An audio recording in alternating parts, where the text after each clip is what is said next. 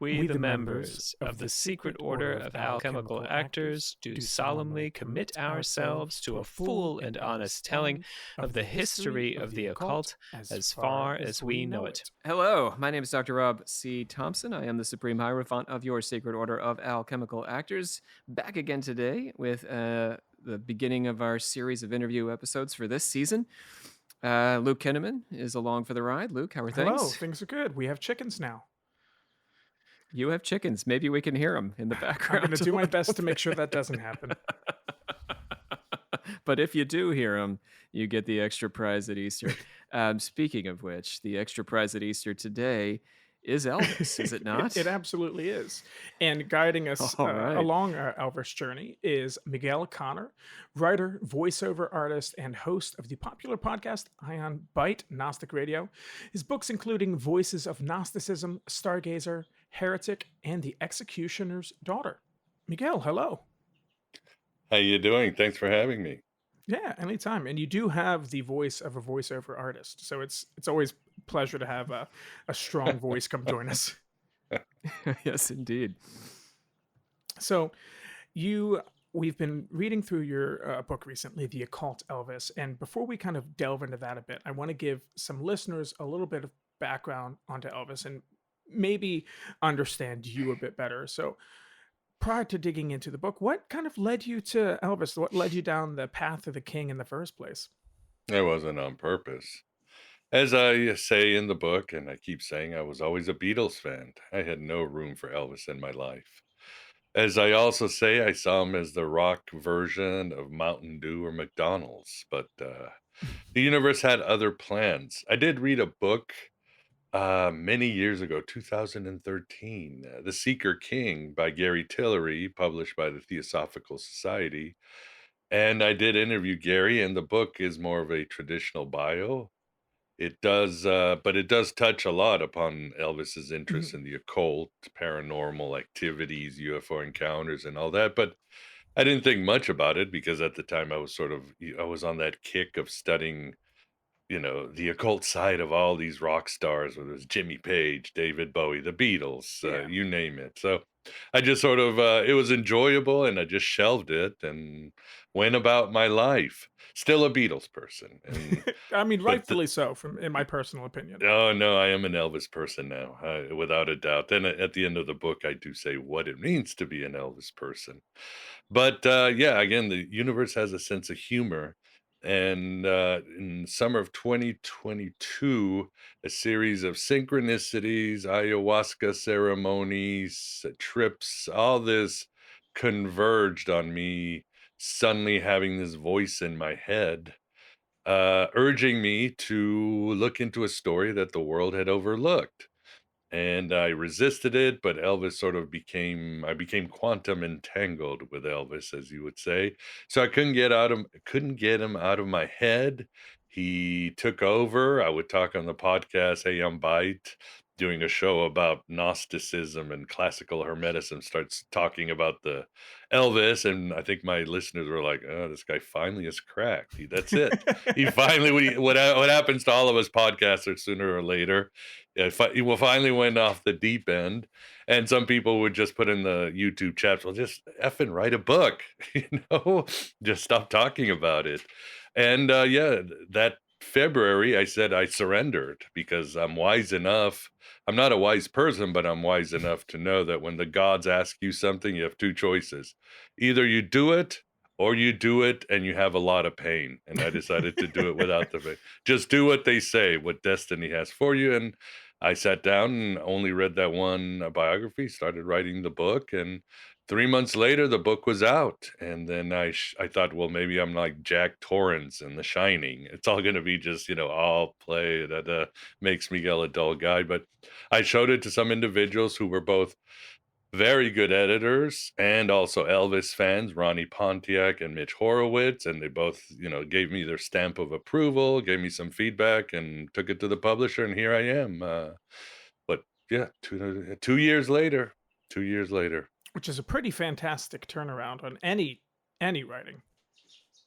Yeah. I mean, the fact that at 3 months, by 6 months, you had a mature or a ready to go manuscript that a large publisher took. So that's, I guess, the best proof I have that it was channeled because I'd never written a biography Mhm. before. Well, on the note of the biography itself, before we fully get into things, is there anything you want to debunk about Elvis? Any misnomers kind of off the back to kind of set the record straight prior to us really digging deep? Oh my God, that would take a whole show. And with Elvis, nothing is ever cut and dry because he really is reached that mythical level. Mhm. And we know in myths there are many contradictions, and at the end of the day, we'll never know. You just kind of lean into one contradiction or one version of the story. But for sure, we can say that he was not a brunette. He was a blonde all his life. That usually shocks people too, a lot. So he was an introvert. He liked being alone more than anything. You know, the greatest solo performer in history. He was an introvert. Uh, it- and there's a few things, but all those are the two ones that are kind of fun.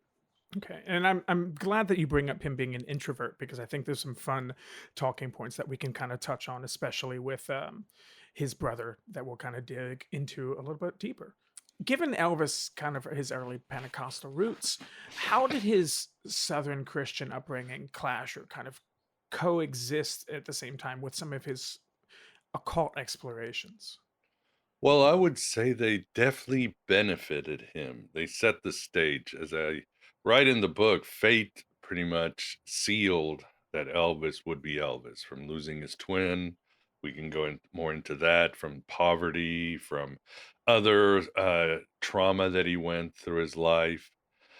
Um, and he was raised in a Pentecostal church deep in the Great Depression. I mean, that was almost their form of entertainment. His mother, she had that second sight. If Elvis did have that sort of second sight or witch blood, he got it from his mother. Gladys could see dark things at night. She had premonitions. She taught Elvis at a young age how to astral travel and other things, but she was getting premonitions when she was pregnant, and she started going a lot to church. So Elvis's life and Jesse's life in the womb was just hours every night, Mhm. shaking.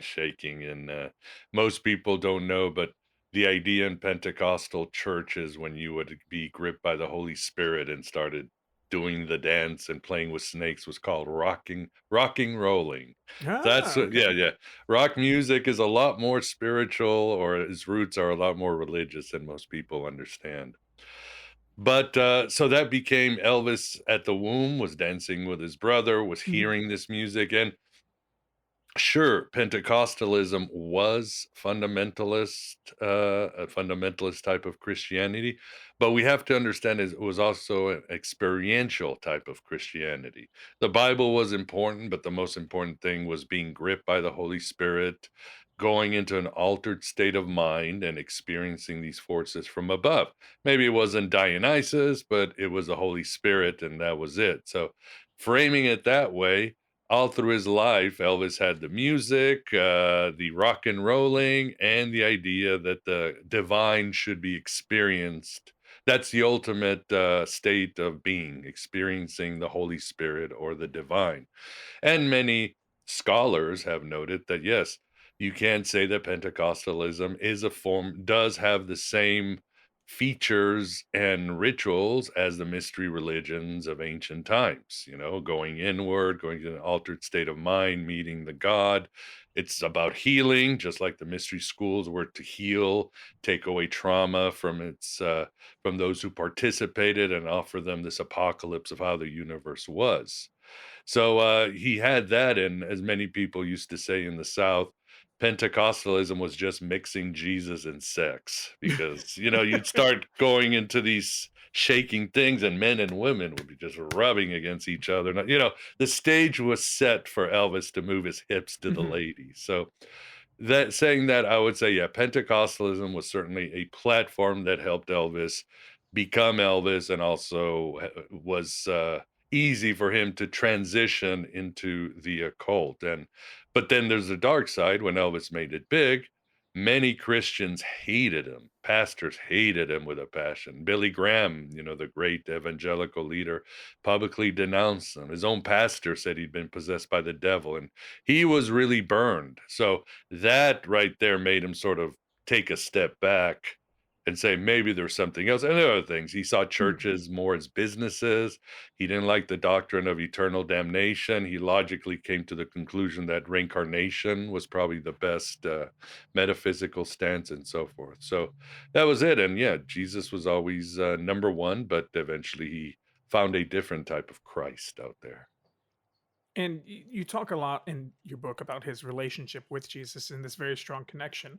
But another very strong connection that Elvis has throughout his life is his connection to Jesse, his twin brother, who did not, make it into the living world, for lack of better words. And do you think there was a large connection between Elvis's spirituality and his connection with his brother?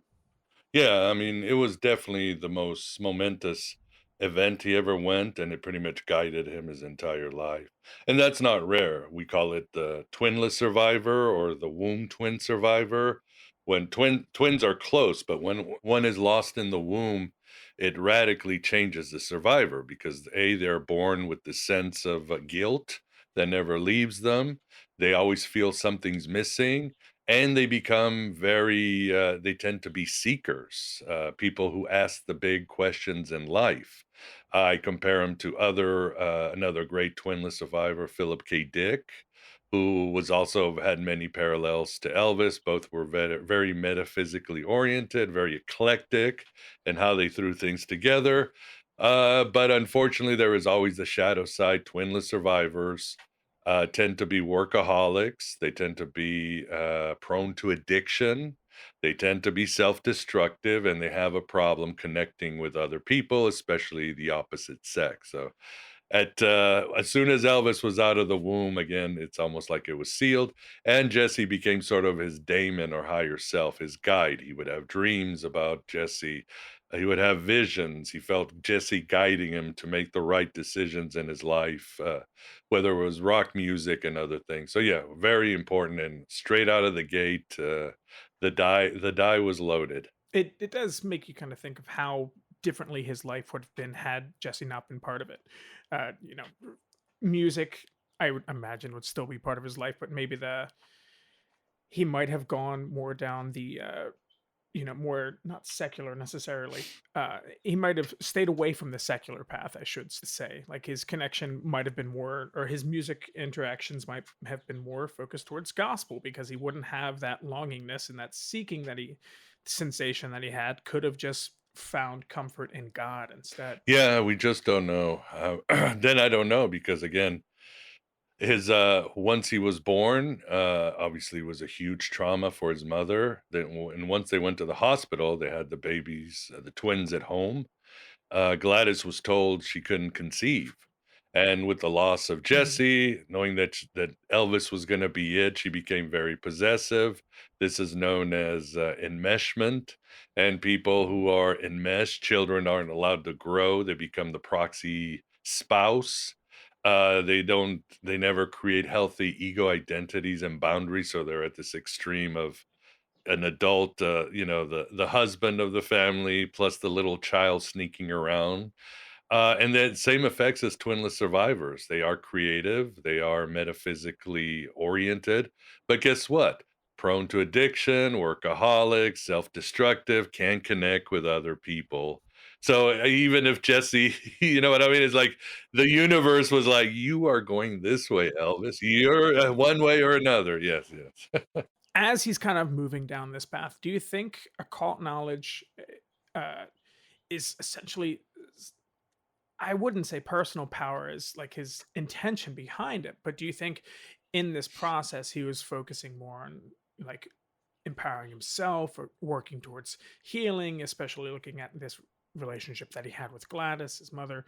Or is there something more kind of transcendent than that? Like, do you think he had a specific goal in mind with exploring his spirituality? Yeah, always at the back of his head, he wanted the greater answers in life because of Jesse, because of where he grew up.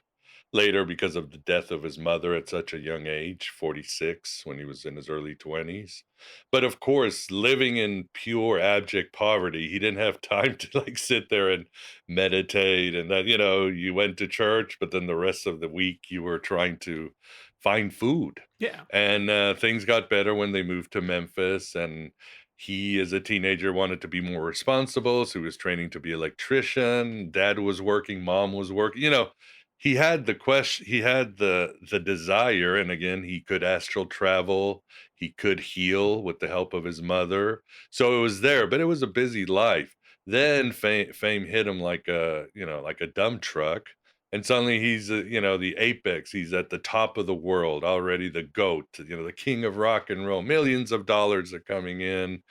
Just crazy, just rules the entire globe, creates this new type of spirituality, I say, called rock music. And then Gladys dies. Then he has to go into the army. Then he comes back. He's a frenetic lifestyle, but then he goes into the movies. He becomes the number one box office draw. But then after that, I think when he was in Hollywood and things kind of Mhm. slowed down and nobody was dying around him and he was filthy rich, he got very disillusioned. And he said, and he'd already read some books on spirituality, but he realized, well, what's the point? I've reached the top of the mountain. What do I do with all this money? This hasn't answered the question about Jesse, or why did I grow up poor and suddenly I'm at the top. What about all these other forgotten people in Mississippi and Memphis? How come they're still hungry? And he became disillusioned, but as they say, when the student's ready, the master will appear. And he met, by happenstance, he met Larry Geller, who was supposed to be his new hair stylist. But for some reason, when they first met and Larry's cutting his hair, Elvis, instead of doing small talk, started asking, "Well, what are you into, Gary? What are you about?" Very strange question. And Mhm. for some, Larry could have said, "Oh, I cut hair. I'm friends with all these celebrities." The usual small talk.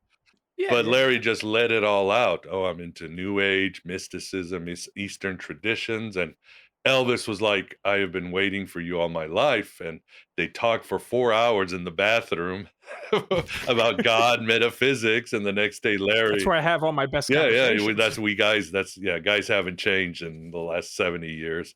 Next day, Gary brings him a treasure trove of books, and he's off to the races. Theosophy, Manly P. Hall, Taoism, Gnosticism, astrology, numerology, and that's what yeah, he was in the zone, and he would continue this search until the end of his life. And one of the more prolific books that Geller had given Elvis was The Prophet. Um, what are some of the other works that he kind of really sunk his teeth into? At least in his early exploration stages, because I know there's a few books that you had mentioned in your book that he would carry copies and copies of so that he could give them out to other people who he wanted to have, you know, elevated conversations with. Yeah, he certainly was. As I say in the book, if you can say, how did the 60s happen?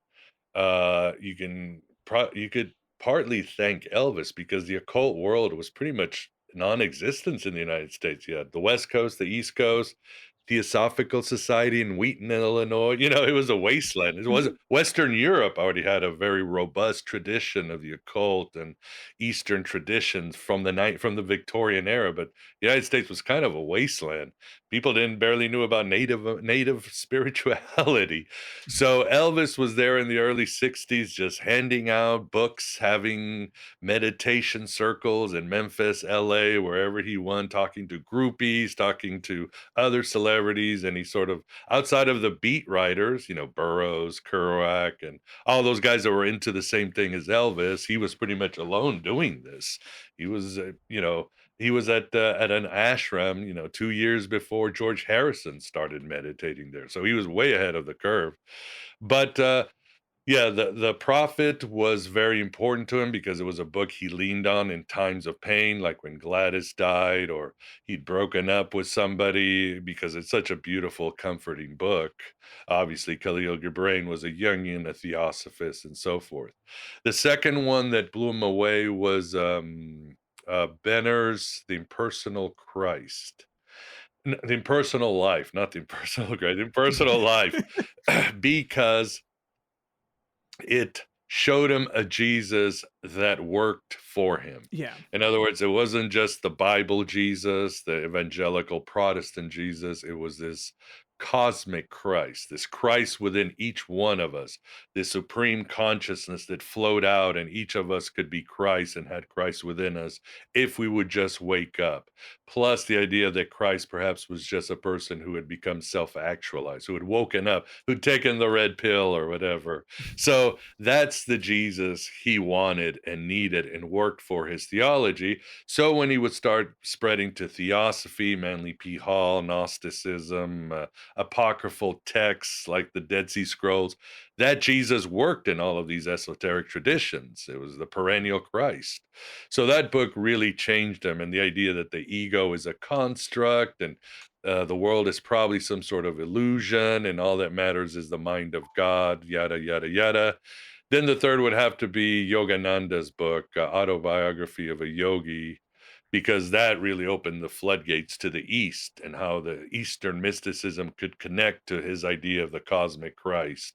So those were his three favorite books, but he passed books to so many people. I mean, you can go online and you have auctions of these very expensive books that Elvis annotated and wrote notes. When I went to Graceland, you'd go visit he's got all these occult books, but yeah, just on anything. I mean, Manly P. Hall, Hermann Hesse, Gurdjieff, Albert Pike. I mean, he just wouldn't stop reading. He would have a group of workers whenever he went to the movie set or to in concert, carrying 200 occult books because he would just consume these books. I wish I had between a toddler and I say that Elvis had probably a lot less free time than I do, given his performing schedule and being in movies and just being, adored by so many people. But I wish I had that kind of voracious appetite and I could consume books as quickly. Yeah, and he did it when he can. Sometimes in between, he would do his, shallow movies, and in between takes, he would sit there and read or meditate, or when there was a break or a holiday break. So but they say, even, and this is from very lauded biographers who have written books like Last Train to Memphis and others, he had a scholarly mind. He really could absorb and understand ideas, and he wanted to talk about it and all that. It really consumed most of his personal life to the point it pissed off a lot of his inner circle, including Priscilla, Colonel Parker, the Memphis Mafia, because he was driving people crazy because, the guy that he discovers some new discipline, he's got to talk to you about it every 5 seconds. And B, he was becoming detached to the material world. So I mean, he was becoming detached to Priscilla, and twice he almost quit the music industry to be a monk, a Christian monk once, and another one a Hindu monk.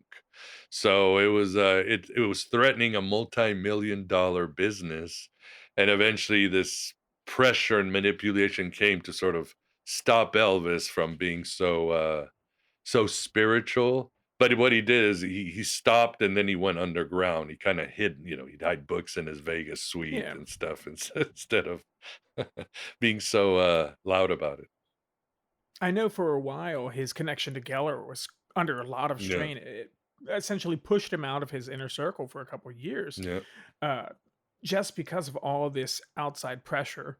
You know, you didn't want the Elvis machine to stop. You didn't want that money making enterprise to cease in any way. exactly. As he's, taking it kind of underground a bit, and it's a bit more hidden or more to himself, so that's, it's not quite as apparent to the outside perspective. What and how would he kind of implore that into his daily life at that point? But it almost seems like it's so obvious when you've got, rockabilly Elvis, then you've got movie star Elvis, then you suddenly out of at that time when, like you said, they were able to put a wedge between him and Geller and Diamant and some of his spiritual teachers and books. Guess who comes out of almost nowhere? Vegas Elvis. You ever wonder, like, the transition is like where did he get these outfits? And he's got the peacock and the Aztec and the Egyptian motifs, and he's got Strauss's "Thus Spake Zarathustra" to start the concerts, and I mean, and his concerts turn into really like a bacchanalia. You know what I mean? And people have Mhm. told me it was just like women trying to rip Elvis apart and going through their own sort of altered states of mind. I always think, well, maybe he just transferred it to his music, to his stage presence. And there are reports he used to stop and read Tibetan prayers and other things. He still talked.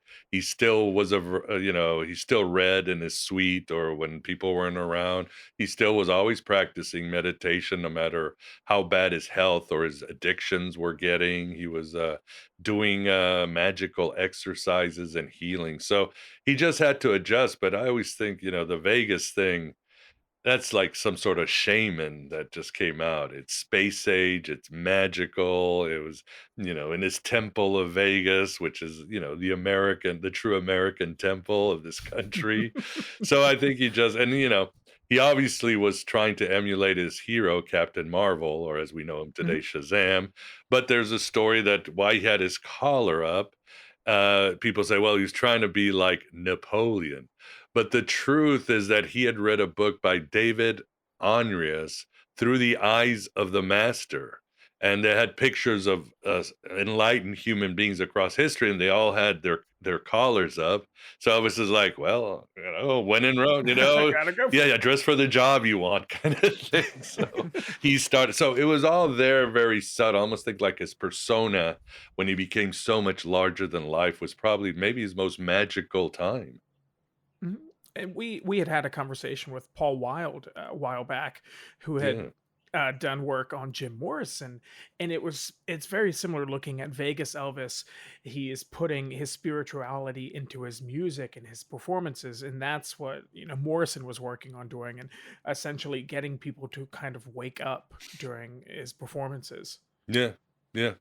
Exactly. I think that again, it was rock was a spirituality, a shamanistic fusion of gospel and blues, from the African animism and the devil of the blues to the again experiential type of Christianity and Elvis and Johnny Cash, Little Richard, Jerry Lee Lewis. They were all Pentecostal ministers who loved the blues, and they brought the spirituality. And I think when rock works and is impactful and can change the psyche of a country, it's when it really pivots into a shamanistic experiential attitude. Jim Morrison, the Grateful Dead, Elvis. I mean, we all know these guys that they can transform the psyche of a culture just with their shows. Mhm. Miguel, I'd love to hear you riff a bit on the idea of, the devil's music, which seems to tie so closely into this, right? At the same time, we're hearing from, Christian preachers that this music is of the devil. I mean, I just want to let you, go loose on that a little bit. What's happening here? I mean, it sounds like when we talk about Elvis being a cult and Jim Morrison being a cult, well, maybe they were onto something.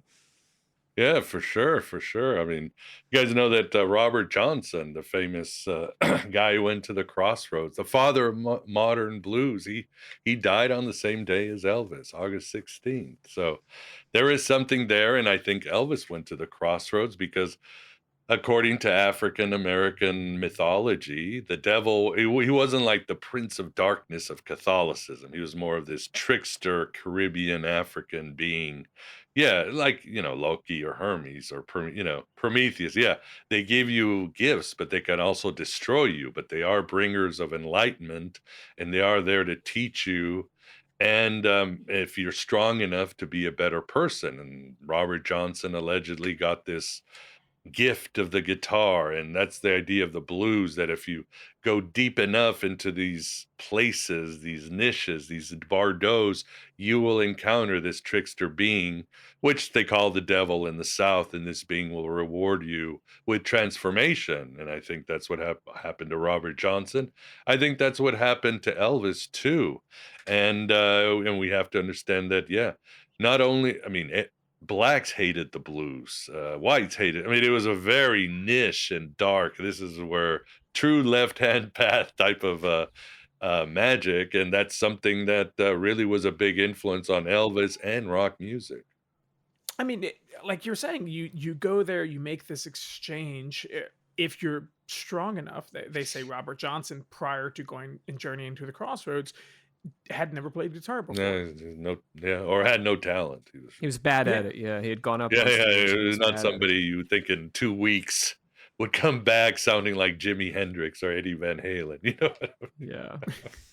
So I wanna harp on Vegas Elvis for a little bit, because this is where he's the loudest version of himself. And you had talked about the popping of the collar to be a representation of the masters, wearing his cape to be to represent Captain Marvel. What are some of the other symbolic pieces of imagery that he would adorn himself with during this Well, time? it was usually his outfits. I mean, he did have light shows and ways he would do it, but, it was the variety of, outfits. When I went to Graceland, I could they have, like, a row, and it's like 40 of them, and they're gorgeous, and it's all these esoteric themes. Again, he loved the peacock, was one of his favorite ones, and of course I tie it to Malek Taos, that sort of, again, devilish being that the Yazidi worship, and that was really Elvis's favorite animal, because the peacock is a symbol of salvation and enlightenment. In alchemy, obviously the peacock's very important, but there was other, he'd have the Aztec, the Egyptian, so many different themes that back then were would have been outrageous. This is late 60s. I mean, and he's doing this to middle America. But with Elvis, it really was his voice. It was his stage presence. It was his power. And, that's where the energy is. That's where the connection is. That's where, like you say, Jim Morrison, all you need somebody who's a shaman who has that power, and they can do it anywhere. Yeah. Do you think Elvis experienced a lot of persecution in this? I mean, we talked about his inner circle kind of coming against him, that separation from Larry Geller. There's a point where, after Gladys, his mother, has passed away, and Elvis is talking to his father Vernon that he wants to have a Star David put on her headstone. So, what is the persecution that he's kind of facing like? Uh, well, I mean, it always depends. Elvis did what Elvis wanted to do. For example, when he was a teenager, he almost pretty much came close to losing his life because he dated a black girl. Got the sheriff caught him, and there was an unwritten rule about who you can date. But he talked out. He's like, "Oh, we're just practicing for the choir or something," and that pretty much saved his life because the cops would have beaten him from an inch to his life. So, and he always had problems because he liked African American culture. He liked many cultures, but he would go down to this the Beale Street and wear pink and the latest the latest black fashion and blues and all that. And he would get called an N lover, and people would spit on him, and he didn't care. He just kept at it. When he got famous, of course, persecution came from jealous boyfriends and husbands. He was attacked a lot. That's one reason he got a black belt and got 4 black belts. That's one of the reasons he was always armed to the teeth, because he was always being threatened. There was always blackmails, threats. I mean, there was never a dull time for Elvis. And he was, of course, people hated the fact when he became spiritual in his inner circle and his family. Obviously, Geller was a New Ager, but he was raised Jewish. And of course, that got a lot of, well, I don't think so, because like part of the Memphis Mafia, Joe Klein was his best friend, and also his Elvis was his best man at his wedding, was Jewish. There were many people were employed were Jewish, so I don't think Vernon had a problem, but Vernon still had a problem when the fact that Elvis's maternal side there was Jewish blood, it was kept a secret. That might have I don't think so too, because I know when they lived in Memphis, they had an Orthodox rabbi living upstairs, and they became good friends. The Presleys and this family actually started having dinner together, working together. So I don't think that I think maybe that's a little overdue. Maybe Elvis was being a little maybe histrionics. I know, yeah, Vernon did not like the fact that Elvis put a Jewish star on his mother's grave, but maybe that's because he felt it should be Christian. So yeah, those are the only really instances I see with Elvis. Yeah, again, he was always under pressure. Somebody was always Hmm. attacking him. He was either satanic, he was either robbing, corrupting the children. He was doing something always. Well, I mean, if you don't corrupt the children, who's going Yeah, to? yeah, we'll think of the children. Yeah. Yeah. Well, I mean, the term teenager didn't exist until Elvis came around. There was no such a thing as a teenager, a demographic. It was during the Eisenhower America that suddenly these people rose up and said, "Hey, we're older than children, but we're not ready to go to work. We want to go to, there's this new thing called college. We can all do it." And Elvis was part of that generation that became known as teenagers, and they had a lot of money. They had parents who were felt very guilty because of the Great Depression and World War II, so they were very doting, and suddenly they had a lot of power, but they were also very rebellious. They didn't want the traditional shit. They wanted, Black and Hispanic music. They wanted to experiment with the spirituality. They wanted to explore sexuality more. They wanted to see art, and who was leading them? Who was the Pied Piper of this new demographic called teenagers for the next 20 years? Elvis. Thinking of how all these teenagers would follow Elvis, he would always be following his mother, even after she had passed. He'd follow her to the end of the earth. And you had made this Mhm. connection to his mother and Blavatsky. Could you expand on that? Yeah, I mean, Elvis, because of the enmeshment or lethal enmeshment, again, it's very unhealthy relationship with your mother, very Oedipal. Um, when she died, he was just crushed. I mean, that was the image of the archetype. That was everything to him.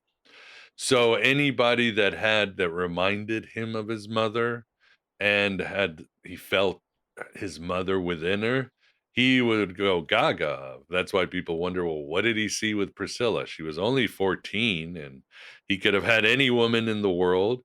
Even when she moved to Graceland, they waited 7 years before they actually, they got intimate. Why? Mhm. Was that even worth it? And because she reminded Elvis of his mother. Same when he went to the Yogananda ashram, he met Dayamata, who was Yogananda's successor. She reminded Elvis of his mother, so he became a very obedient acolyte to Dayamata, and it worked because he was very disciplined. He was there all the Mhm. time meditating and learning, and that happened too with Blavatsky. He saw his mother in Blavatsky, and he thought, well, this is something I'm going to explore to the best of my abilities. So he got very much into theosophy. He obviously he loved the secret doctrine. He liked the voice of silence. What is from Theosophists? He liked the chakras by Leadbeater. He liked You Are the World by Krishnamurti, the letters of Helena Roy. He liked Alice Bailey, and he really tried some of her healing techniques for some issues he had, and a whole bunch of stuff. And he liked the worldview of Theosophy from their idea of ascended masters, because remember, Elvis was always like, what is my purpose in life? I have all this money and power, and these people are talking about ascended masters, or Albert Pike is talking about the Freemasons, or, could I be one of those? He never said he was, but he hoped. He said, maybe I'll be called upon by the secret brotherhood or ascended masters, and they'll tap me on the shoulder and say, this is your job to help the world, and then we'll give you information about Jesse and the meaning of life and all that. So he always hoped for it very hard until the end, but he liked that idea of theosophy, of a brotherhood and a fraternity to make a better world, because he came from such horrible poverty. He knew how bad the world was in any country, and of course the idea of the unity and interconnection of all things. He liked the idea of telepathy, and that you could speak to the dead, obviously reincarnation, and a lot of ideas in theosophy just really, yeah, just resonated with Elvis. So you had alluded to it a moment ago when you were talking about some of the other masters that he had uh, kind of seeked on his path to enlightenment, like hoping to, like you said, you've tapped on the shoulder by these different, you know, let's say secret societies, essentially, so he can reach that next step of understanding. Are there other figures who really profoundly impacted his worldview within the esoteric kind of sphere? Yeah, I mean, he was an avid reader. I mean, from Gurdjieff to Spensky to so many, and he admired them. He really was what you call a perennialist. That there is a Mhm. secret wisdom, and all these figures are just translating this ancient wisdom to the best they can. So he admired all of them, and he was never judgmental, and he got what he wanted from all these books and thinkers and prophets and so forth. I mean, he read a lot of the ancient books, again, like the Book of Enoch, the Gospel of Thomas, and he reread the Bible through the eyes of Gematria, and it was coded and all this other stuff, and used Kabbalah to kind of decipher the Bible. And so he was there's a book, Cairo, Cairo Book of Numbers, and this individual was really influential to so many kings and queens in Europe and political elite in the United States, because this guy really presented a form of astrology that was more like decoding the matrix that he really loved. So there were so many. I mean, the only religion he really insulted, he was suspicious of the Catholic Church because he thought they were hiding a lot of these texts in the Vatican, but he hated Scientology. He thought it was a godless religion, and as somebody said, he avoided it like a cobra because he thought that was the one religion I am not touching. Which you had mentioned Scientology in your book as well as something that eventually still managed to get a hold of parts of Elvis's fortune as down the family line. Universe Yeah. has a sense of irony, does it not? Yeah, that was the one. That's exactly where Priscilla and Lisa Marie ended up afterwards, with his hundreds of millions of dollars. I mean, if I could start a church and get some a little bit of the Presley fortune, I wouldn't be opposed myself. Theosophy makes me think of planetary angels, though, Luke. I don't want us to end this interview without talking a little bit about space, the final frontier, and extraterrestrials. Let me phrase it to you this way, Miguel. When I was a kid, I grew up in a convenience store, and we had, the Weekly World News and all this. And Elvis was perpetually alive, but he was also almost always perpetually, alive on a UFO or had just been Oh beamed yeah. down, or all this sort of language around Elvis. So I want you to riff a little bit on this idea of Elvis's connection to, otherworldly visitors. Yeah, he certainly, well, he did believe in angels, but he was very astute. He was ahead of the curve in the whole dispelling or removing the line between religion and ufology, like we are today, where suddenly angels can be extraterrestrials could be angels. Maybe they manifest as we see them. He was already thinking that in the 60s. I mean, he read the book of Ezekiel and the deal with the wheels, and he's like, that's got to be a UFO. And he'd read von Daniken's Chariots of the Gods, so he thought, well, maybe the ancient alien or ancient astronaut theory was right, and we were seeded. He believed UFOs were stopping humans from destroying themselves. He gave an extraterrestrial bent to the Book of Enoch and so forth. So he saw that, and he always speculated. Again, he had a scholarly mind. He didn't get fundamentalist on any issue. He weighed them, considered them, and just sometimes just left them there, like, okay, because he was looking for the answers of life, what is his role, and to get closer to God. So, and he had 3 UFO experiences, one in his Bel Air mansion, one on the desert in Arizona on the way from Memphis to LA, and one at Graceland. So he had experiences, and they didn't freak him out, him or Larry Geller, or even his bodyguards or his dad, because again, I think they were all, I don't know, it just didn't freak them out. So it was just part of life. It was part of being with Elvis. And to Elvis, this was a busy universe with a lot of ascended masters, angels, UFOs, ghosts, kind of like what I like. I like this kind of funhouse universe, and you're just speculating, and you don't have to take a hard stance on things. Do you think this fed this idea of Elvis's never being gone? All the not only occulty, UFO-y, ghosty things around Elvis somehow fed that aura that after he died, he hadn't in fact died. Elvis was the once and future king. Yeah, that's a good point. Again, Yeah, there is. It's almost like even in the 70s, there was something with ufology and Elvis that just went, hand in hand. Um, because I think Elvis was very space age, and he really was a manifestation, the symbol of post-war America. So it just worked very well with the whole UFO thing. And he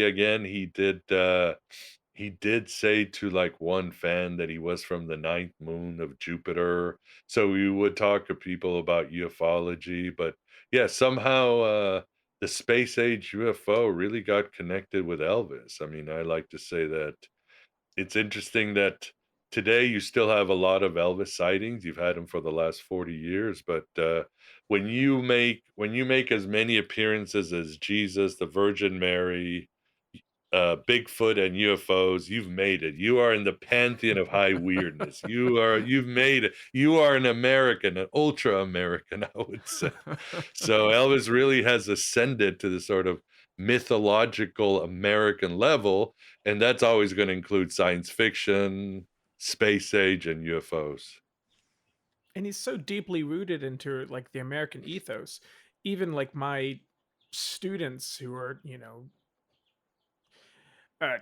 between 10 and 13 years old, who I could show them a picture of Hendrix, or could show them a picture of Morrison, or I could show them a picture of Kiss, and they would have not a single clue. But I'm sure Elvis, especially with how ingrained he is in pop culture and still making appearances, not in the literal sense, but from, maybe not Johnny Bravo anymore, but like when I was a kid, Yeah. Johnny Bravo was based on Elvis, or in uh, I was watching a movie with my daughter, and there was a character who was dressed as Elvis, and they were going to an Elvis convention, and he's so just he's so America, as you He is the said. egregore of America. I would say he is our shaman. He is the presentation of our psyche. I mean, there's this great quote. Let me pull it up.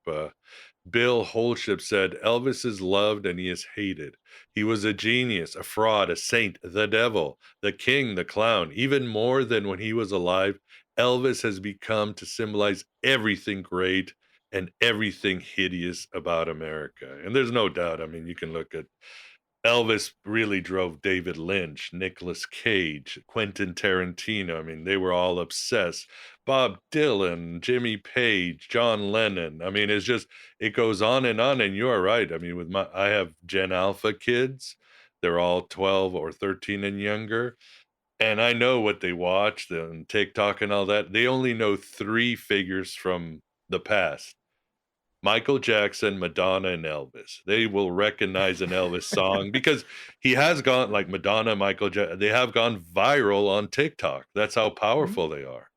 Throughout Elvis's spiritual journey, were there ever points where he was concerned for you had mentioned that he had been, was kind of always on guard essentially from physical attack and was well trained in that regard, but was there any concern that he would have for like something of the spiritual variety or negative entities or dangers of the occult practice themselves coming his way? Yeah, that's a good question. I don't think he was worried.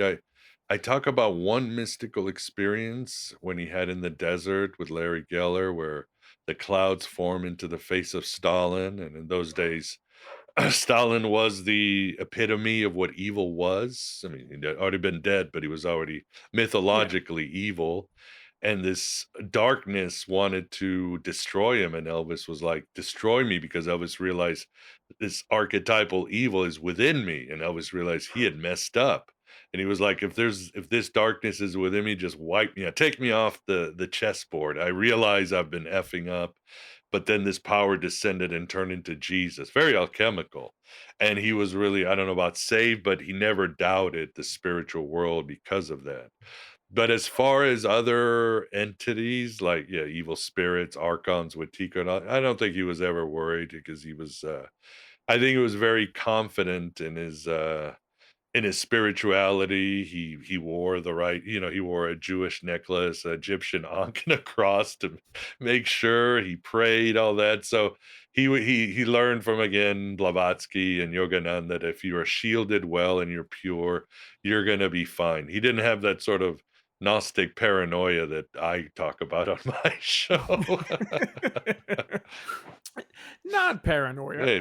just appropriate precautions, we can call it. Yeah. And he had the benefit of Jesse acting as this daemon who could have been a protective entity for him. Bingo. Yeah, good one. And Jesus too. Those were two figures Mhm. that he felt were on one side. Those were his bros, ride or die when he went out. Well, Rob, do you have any other questions you'd like to pose to our dear Miguel? No, this has been excellent. I've really enjoyed this conversation. It's a really fascinating subject, Miguel, and that's something I never thought to connect. It never crossed my mind that Elvis was an occultist. Yeah, 2 years ago, I would have said the same thing, or I wouldn't have cared. You can't- It's fascinating. Well, for our listeners, where can we find you? Yeah, very simple. I mean, you see my name there. Just don't do the capital letters, but just Miguel Conner, one word.com. Simple. And you'll have two roads that you can take. One is the Aeon by Gnosticism road, and the other one is links to the Elvis book, my new podcast, Gen X Wasteland, where I talk about Elvis, Bowie, and rock music and resources there. So yeah, simple. MiguelConner.com, link to my Substack where I am blogging about Elvis, and I'm putting excerpts and putting things that didn't make to the book. Perhaps if there's a second book that will go in the next, because there's still so much. I mean, this has what 80,000 words, and I'm like, oh, I not only did I have to leave a lot out, but I'm realizing there's a lot more because suddenly I'm finding other sources. People are emailing me. It's like, yeah, the guy really is he's still a living You've opened myth. the floodgates at Yeah, this point. he is a living myth. I like that you described your site as being two roads. You're just going to take us down another set of crossroads. Yeah, good one. That's it. That's it. That's where we find ourselves, at the crossroads, always. Well, we really appreciate you, giving us the time of day and just joining us on for this conversation. It was a wonderful talk. Thanks. Enjoyed it. Take care.